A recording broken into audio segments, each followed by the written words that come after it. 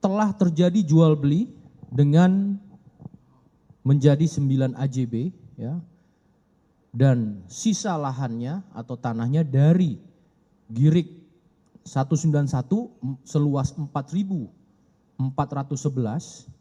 Jadi yang telah diikatkan dengan AJB atau akte jual beli seluas 3.649,5 meter. Artinya sisanya hanya sekitar 516,5 meter persegi. Bapak Kapolda selalu menekankan saintifik. Dalam hal ini AJB dilakukan oleh Inavis seksi identifikasi ya melalui metode daktiloskopi, cap jempolnya pada AJB tersebut identik. Ini fakta hukum yang didapat oleh penyidik. Fakta identik ini dijual oleh Tonge atas nama Tonge ya, merupakan ayah dari Wadi yang dijualkannya sejak tahun 1979 sampai dengan rentan waktu 1992. Berarti pada saat proses penjualan oleh orang tuanya atau ayahnya yang bersangkutan kelahiran 78 berarti masih kecil. Dalam proses ini penyidik sudah melakukan langkah-langkah, belum ditemukannya adanya suatu perbuatan melawan hukum. Ini LP tahun 2011 yang dilaporkan di Polda Metro Jaya. Nalar logika kita berpikir ketika ada statement mengatakan diminta hadiah 1.000 meter sedangkan sisanya aja tinggal 516,5 meter persegi. Tentu ini butuh konfrontir ya, kita akan lakukan itu. Ya. Dan kemudian penyidiknya yang disebutkan atas nama TG merupakan purnawirawan. Artinya sudah purna. Sudah pensiun. Ya. Yang bersangkutan sejak tahun 2022 pensiun. Pada Oktober tahun 2022. Selanjutnya ada laporan ini di Bekasi ya. LP pada tanggal 23 Januari 2023 yaitu terkait dengan 170 KUH pidana yaitu terhadap pengerusakan terhadap barang yang menurut pelapor ini masih dilakukan proses penyidikan ya. Menurut klaim daripada pelapor, dalam hal ini pelapornya adalah Wadi di atas tanah Girik atau objek yang sama pada LP atau laporan polisi nomor tahun 2011 tadi yang saya jelaskan. Ya. Ini objeknya sama, kemudian hasil penyelidikannya kembali tentunya dalam penyelidikan ini mengacu kepada tahun yang 2011 dengan bukti AJB yang tercatatkan di Kecamatan Pondok Gede. Kemudian ada lagi fakta didapatkan, fakta hukum, saudara Tonge atau ayah dari Wadi selain menjual daripada 9 AJB tadi, juga ada surat pernyataan antara para pihak untuk penyerahan luas bidang tanah sebanyak 800 meter persegi dari saudara Tonge kepada saudara Boneng. Artinya tadi sudah berkurang lagi. Ya.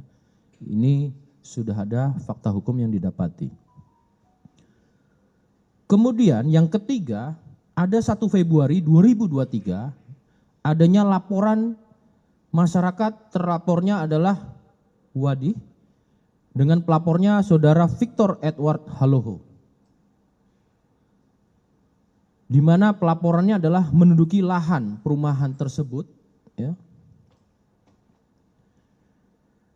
Pada perumahan Premier Estate 2 di mana Wadi merupakan masih anggota Polri dengan menggunakan pakaian dinas Polri dengan membawa beberapa kelompok massa sehingga menimbulkan keresahan kemudian dilaporkan oleh saudara Victor Edward Haloho.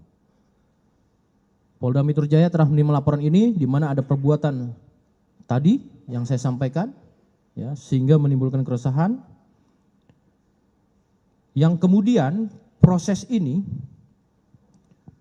tentunya masih dilakukan proses penyidikan.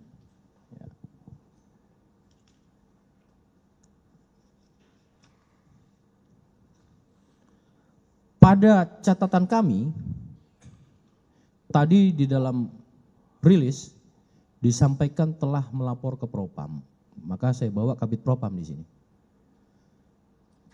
Ya, nanti kita akan klarifikasi dan Kabid Propam akan menyampaikan apakah betul melapor terhadap Propam.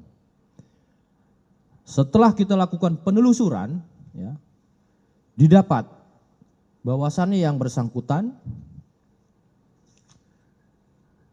ini pernah berurusan dengan Propam, tapi bukan melapor. Ya. Berturut-turut saya sampai pada tahun 2014 yang bersangkutan telah dilaporkan oleh istri sahnya atas nama SK, sudah cerai ya pertama, terkait KDRT. Ini tahun 2014. Dan putusannya melalui hukuman putusan pelanggaran disiplin. Pada tahun 2022, jadi kan urusan dengan Propam apa, jadi bukan laporan dengan kasus ini. Jadi Propam juga tidak melakukan hal-hal yang bersifat apa yang disampaikan tadi, melapor dan kemudian tidak ada tindak lanjut. Ya. Pada tanggal 22 Agustus 2022 dilaporkan lagi oleh istrinya yang kedua, yang tidak dimasukkan di dalam atau dilaporkan secara kedinasan. Ya, artinya tidak mendapatkan tunjangan secara kedinasan. Nah, tentu ini ada LP nomor 8, ulangi, LPB nomor 661 8 Romawi 2022 di Polsek Pondok Gede. Perkara ini pelanggarannya kode etik. Belum bisa dilakukan sidang kode etik karena terhadap korban atas nama SS, istrinya yang kedua, ini juga dilakukan KDRT. Belum bisa berhadir ke Propam di Polres Metro Jakarta Timur. Jadi itu urusan dengan Propam.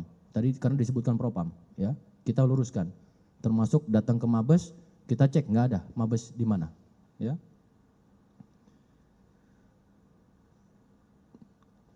Saat ini prosesnya tentu akan di take over nanti oleh Bid Propam Polda Metro Jaya terkait dengan pelanggaran kode etik dengan adanya KDRT. Jadi bukan hanya kode etik, dengan laporan tersebut maka patut diduga adanya suatu perbuatan melawan hukum atau tindak pidana. Ya, ini yang menjadi perhatian kita. Kemudian rekan-rekan, sekali lagi saya menekankan kasus ini tetap berjalan. Ada 3 LP, equality before the law. Semua sama di hadapan hukum. Apabila ada saluran-saluran ketidakpuasan, saluran-saluran yang bersifat pengaduan masyarakat, kita memiliki saluran. Yang bersangkutan masih anggota Polri. Tentunya mekanismenya juga ada aturan yang mengikat, baik itu disiplin maupun kode etik. Ya, ini perlu diluruskan. Karena kita ketahui dengan menggunakan atribut pakaian dinas Polri, kemudian tadi pada LP yang khususnya ketiga, ya, ini Madi mendirikan pos dan plang di dekat plang, ya, kemudian mengganggu aktivitas para pengguna jalan lainnya untuk menduduki lahan tersebut. Ini tidak dibenarkan seorang anggota polisi, dan dia bukan sebagai eksekutorial, tidak punya otoritas seperti itu. Tentu ini akan lakukan pendalaman oleh KPK.